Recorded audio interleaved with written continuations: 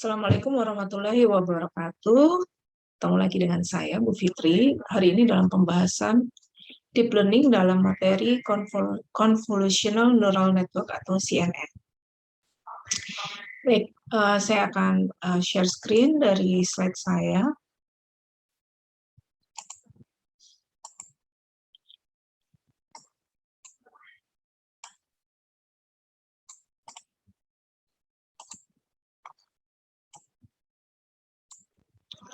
Baik, materi Convolutional Neural Network ini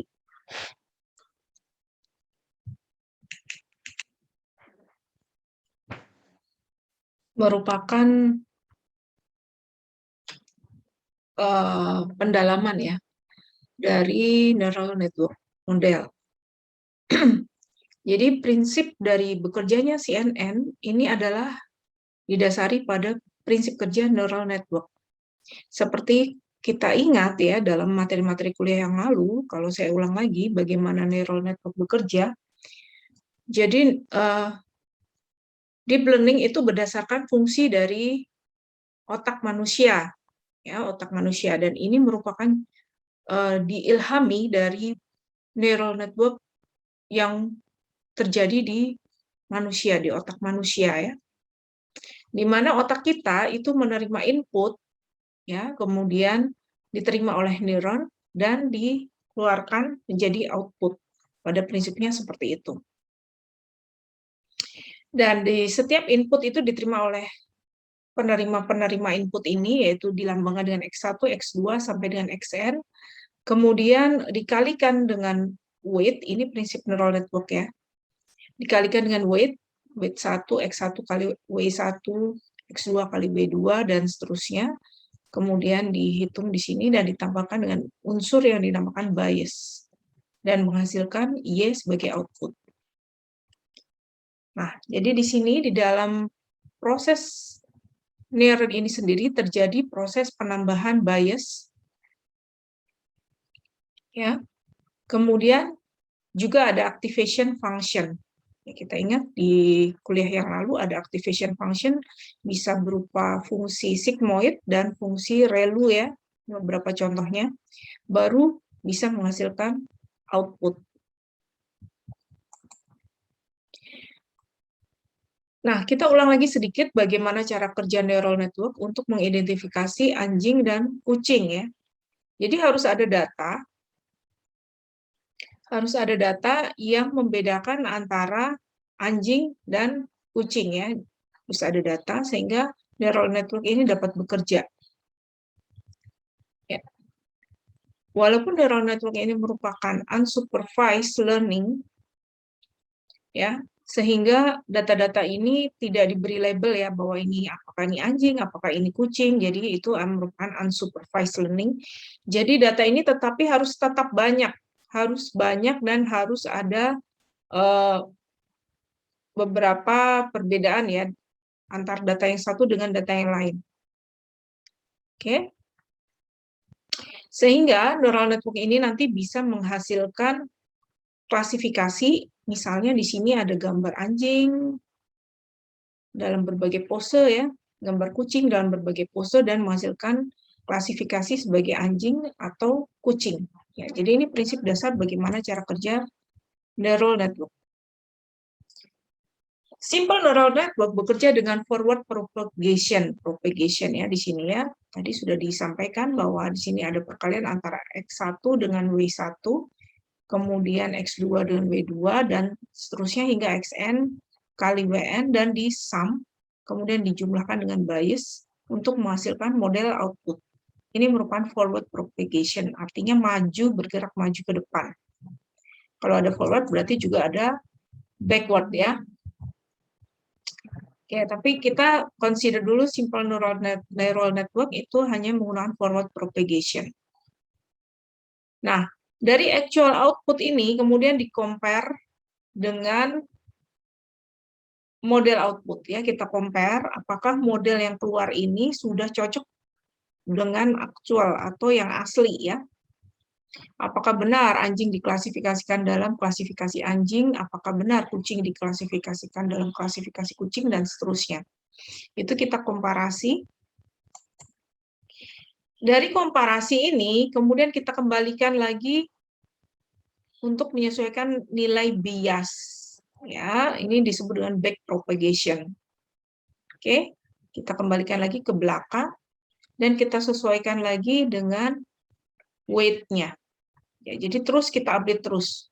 Kita update terus sampai nanti akhirnya menghasilkan cost function yang quite similar ya. Hampir sama antara actual output dan model output. Oke. Jadi akurat maksudnya gitu. Di situ akurat. Cost function ini merupakan objective function ya. Masih ingat ya? Oke. Jadi di situ bagaimana kita mengingat lagi bagaimana neural network bekerja. Nah, untuk CNN atau convolutional neural network di sini kita ada beberapa sumber ya. Kalian bisa klik di link yang ada di dalam slide. Ini ada beberapa sumber-sumber yang cukup bagus untuk belajar. Oke, sekarang saya ingin menjelaskan kenapa kita membutuhkan CNN. Oke,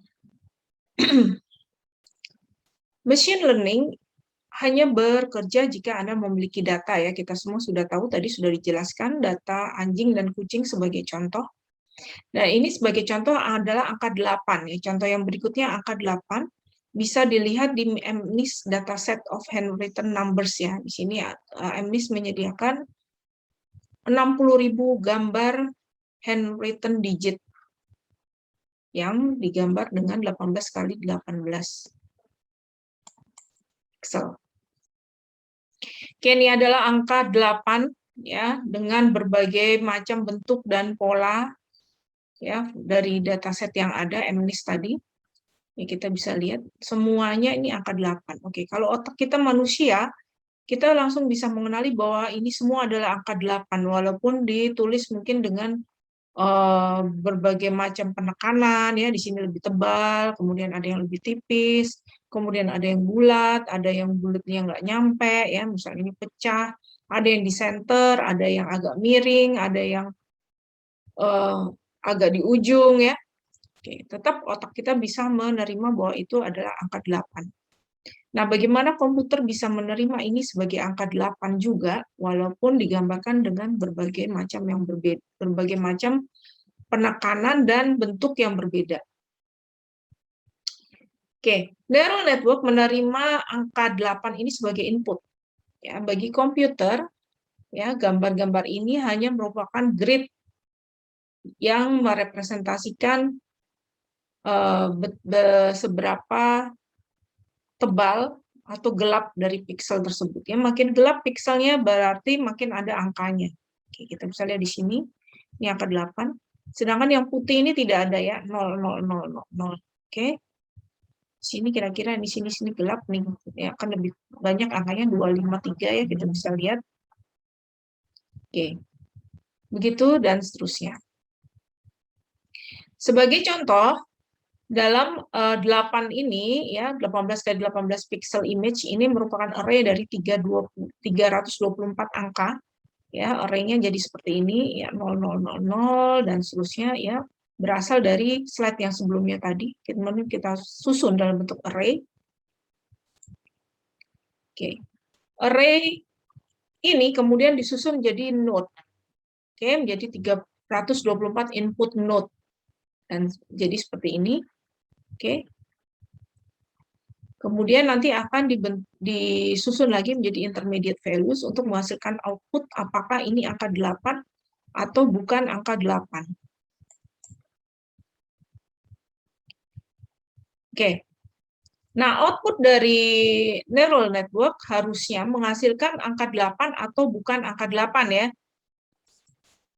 Dan ada probability bahwa mungkin 8 dan mungkin bukan 8. Okay. When we fit in an 8, we'll tell the probability the image is an 800%. Ya, and the probability is not 8%, is 0%. Ya, jadi kemungkinannya hanya true or false. Pasti angka 8 dan pasti bukan angka 8. Ya, itu kalau sifatnya klasifikasi antara true and false. Jadi kira-kira seperti ini hasilnya. Prediksinya adalah 100% 8, dan untuk kalau angkanya kita ganti 5, maka prediksinya pasti 100% bukan angka 8. Oke? Jadi prediksinya hanya true and false. True or false. Oke. Jadi kita harus tentukan dulu apakah yang mau diambil angka 8.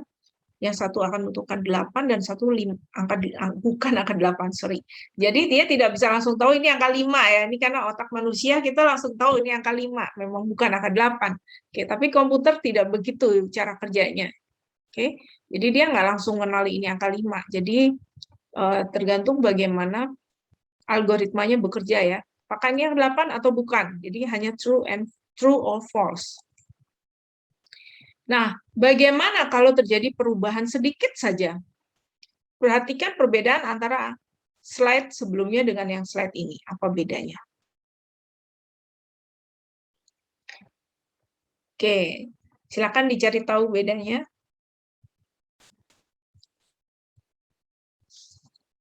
Kita bisa diskusi di chat, ditulis di chat.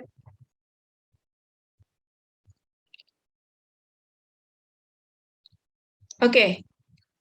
Jadi perbedaannya adalah angka 8 yang ini itu tidak diletakkan di center ya, agak ke kiri sedikit. Sedangkan angka 5 yang ini juga tidak di center, agak naik ke atas kanan sedikit. Nah, dengan perbedaan ini otomatis tadi yang angka-angka di grid tadi ya kan, tadi kan ada angka-angka di grid. Tentu akan berbeda ya. Ya, dengan membandingkan ini dengan ini, karena ini 16 kali 16 pixel tadi kan, dengan agak bergeser sedikit saja maka angka-angkanya akan berbeda, sehingga dia tidak bisa memprediksi ini angka berapa. No idea, what is this? Jadi dia bingung. Nah, solusinya adalah pertama dengan menggunakan deep neural network. Jadi deep neural network ini membuat beberapa training image ya yang di-generate by script. Ya, jadi diposisikan kalau 8 ini di center, ini kita taruh di kiri atas, di kiri bawah, kanan atas, kanan bawah, kemudian di zoom ya atau diperkecil, zoom in dan zoom out. Jadi dicoba dari berbagai macam training image. Hanya dengan cara ini tentu akan menjadi lebih mahal ya, karena kita harus membuat berbagai macam skenario dan costly, dan waktunya tentu akan lebih lama lagi. Jadi kira-kira seperti ini, nanti ada input node, intermediate value 1, 2, 3, 4 ya. Baru kita bisa menentukan output, apakah ini angka 8 atau bukan angka 8. Solusi kedua adalah dengan sliding window. Ya, kita membuat test image dengan membuat jendela yang bisa bergerak ya, seperti ini. Tapi solusi sliding window ini kurang efektif juga, ya, kurang efektif karena pada prinsipnya sama. Kita harus menggerakkan window ini ya. Jadi harus diposisikan kalau di sini berapa value-nya, kalau diposisikan di sini berapa value-nya, dan seterusnya, sama, costly juga. Nah, solusi yang ketiga adalah CNN atau Convolutional Neural Network. Solusi ini yang bisa dikatakan sebagai solusi yang paling efisien. Dan solusi ini meniru bagaimana human brain atau otak manusia bekerja. Oke, contohnya gambar ini ya. Gambar ini. Sebagai manusia kita bisa tahu bahwa ini ada hierarki di dalam gambar ini. Misalnya, di bawah rumput ini sebetulnya ada tanah, ya kan, ada tanah. Ya.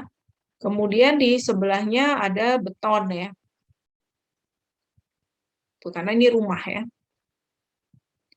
Kemudian di atasnya, di atas tanah ini ada mainan ya. Ada mainan dan ada anak kecil yang duduk di atas mainan itu.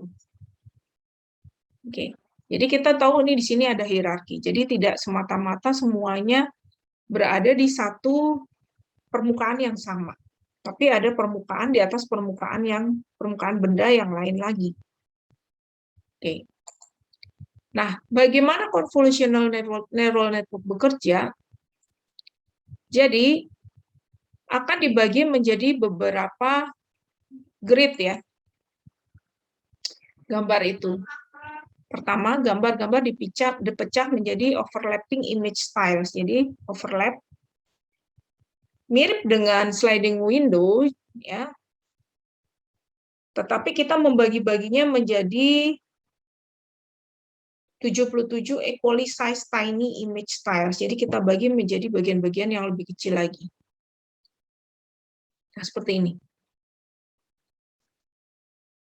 Oke, agak ada slidingnya juga di sini kita bisa lihat.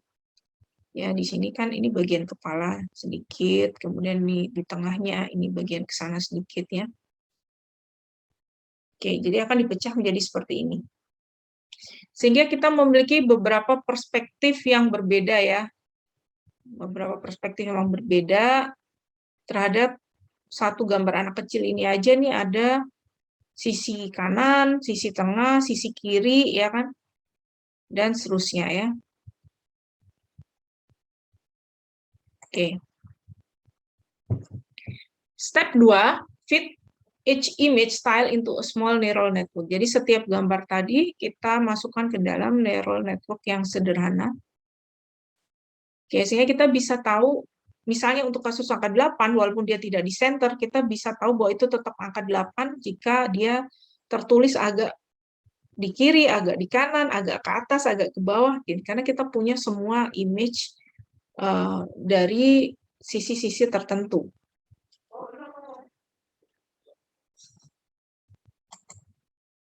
Oke, ini contoh ya. Jadi tadi di setiap single tile itu diproses ke dalam small neural network untuk menghasilkan output. Step ketiga, save the result from each tile into a new array. Jadi setiap hasil disimpan ke dalam array yang baru. Kemudian masing-masing gambar itu kemudian disusun menjadi image yang lebih besar untuk menghasilkan hasil apakah ada pola tersembunyi atau tidak. Oke. Disusun lagi, jadi tadi yang kecil-kecil tadi disusun lagi menjadi yang lebih besar untuk menghasilkan result. Step 4 adalah downsampling ya, dari hasil ketiga kita lakukan max pooling. Oke, max pooling to reduce the size of the array. Karena tadi array-nya jadi banyak ya, maka kita down sample atau kita turunkan sampel tersebut dengan max pooling. Nah, seperti ini max pooling.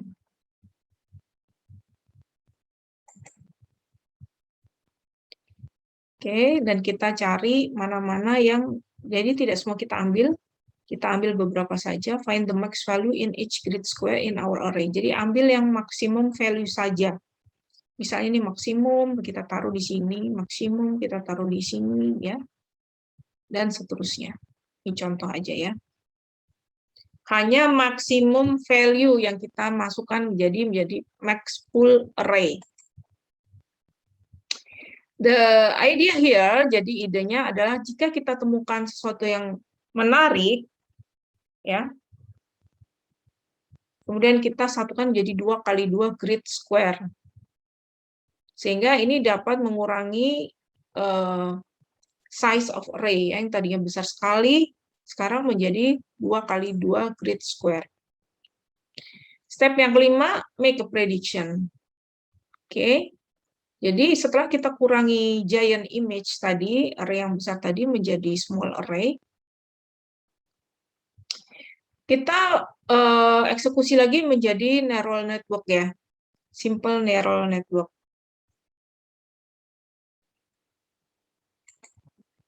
Jadi hasilnya kira-kira akan seperti ini, input image, convolution. Jadi convolution itu artinya dilipat ya kira-kira ya, seperti itulah, dilipat. Jadi lebih kecil-kecil ya. Lembarnya tadi dilipat, dipecah menjadi kecil-kecil, kemudian kita ambil beberapa maksimum value saja, max pooling, kemudian kita susun lagi menjadi fully connected neural network dan menghasilkan output. Apakah match atau not a match, true atau false. Nah, ada step yang mungkin bisa dilakukan lagi jika dibutuhkan. Ya.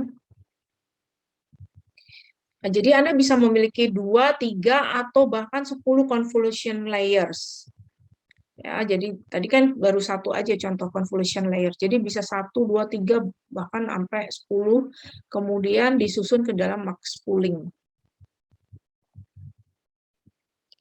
The more convolution step you have, the more complicated features your network will be able to learn to recognize. Jadi makin banyak convolution step yang dimiliki, maka fiturnya tentu makin complicated ya. Sehingga networknya juga makin bisa mempelajari dari berbagai macam bentuk, dari berbagai macam sisi, dari berbagai macam perspektif gitu. Jadi misalnya kalau orang mengenali saya, misalnya face recognition ya, dia bisa mengenali wajah saya dalam posisi tampak seperti ini, kemudian dalam tampak seperti ini, tampak depan, zoom in, zoom out, itu semua dia bisa tahu bahwa ini adalah saya. Oke.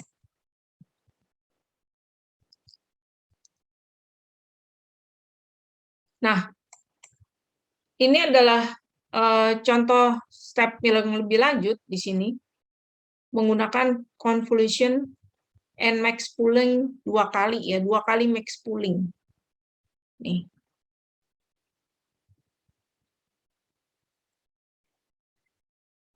The end of result is that the image is classified into one of 1000 categories. Ya, dikategorikan menjadi 1 dari 1000 kategori. Jadi banyak sekali ya.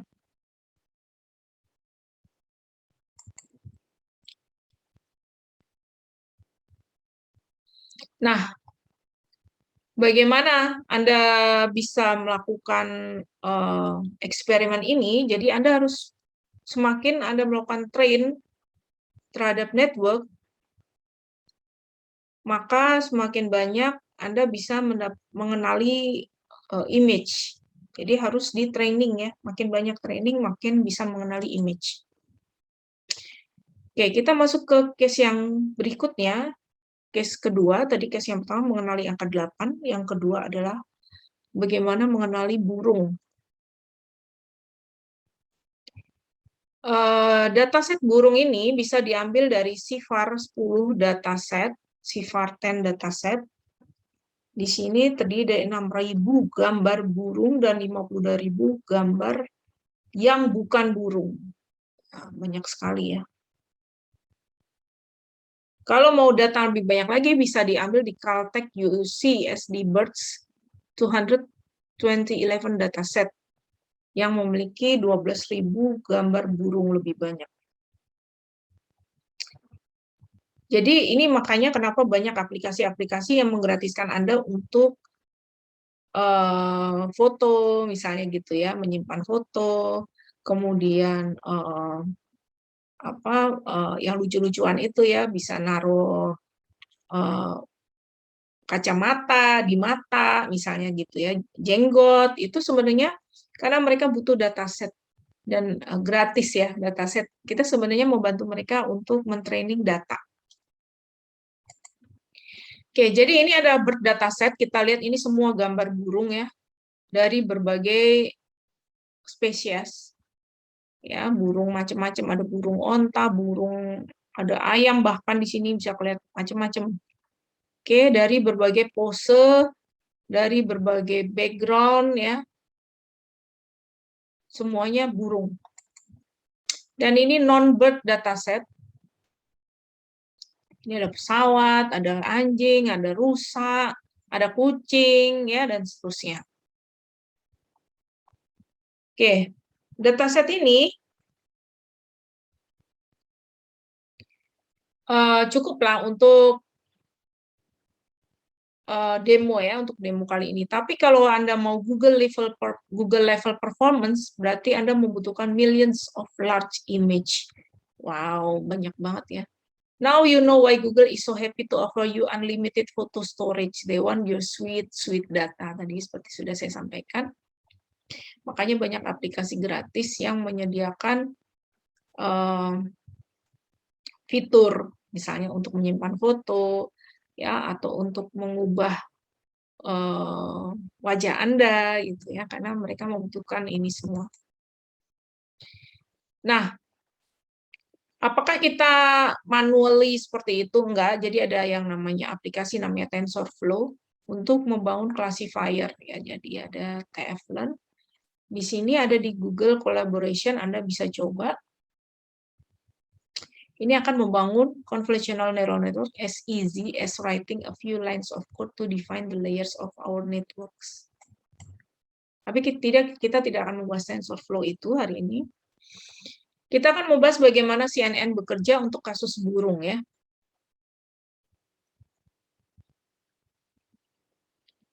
Oke.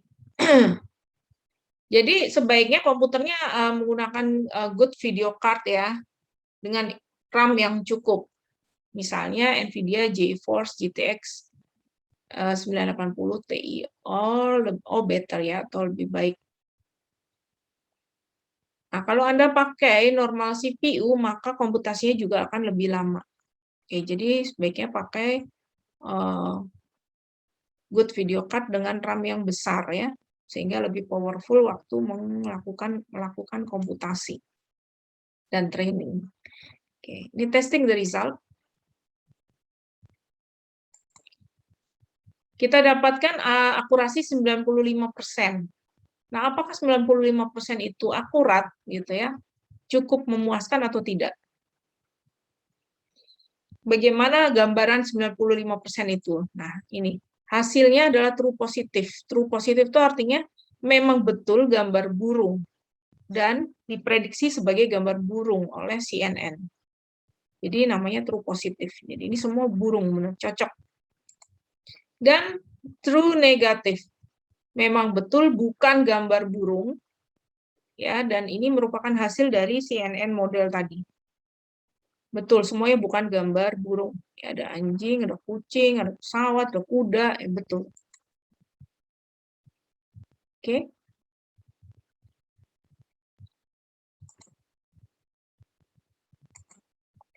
Oke, kita masuk ke true negatif.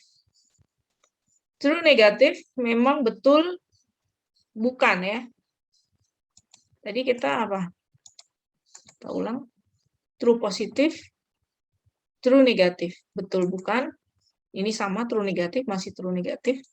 Dan ada false negatif. Jadi ini adalah gambar burung, tapi oleh model dibilang bukan burung. Jadi false negatif. Ini semua ada burung, tetapi dengan pemodelan CNN tadi dibilang bukan burung yang 5%, ya. Tadi kan 95% akurat. Nah, 5% tidak akurat. Nah, ini yang 5%-nya. Ini hasilnya, ya. Untuk 15.000 validation image, 6.000 image are bird, 9.000 image are not bird, yang berhasil diprediksi adalah 5.450 true positif, ya. Kemudian 162 false positif, ya, false salah, ya. Padahal itu bukan burung, tapi diprediksi sebagai burung. Kemudian false negatif, ya, tadi dibilang bukan burung, padahal itu burung. Ya, yang kebalik-balik. Dan ada true negatif, memang benar cocok, bukan burung. Oke, makanya ini warna hijau. Yang warna hijau sesuai, dan yang warna merah tidak sesuai. Precision sekitar 97%, dan recall what percentage of the actual birds did we find, ini ada 90,83%.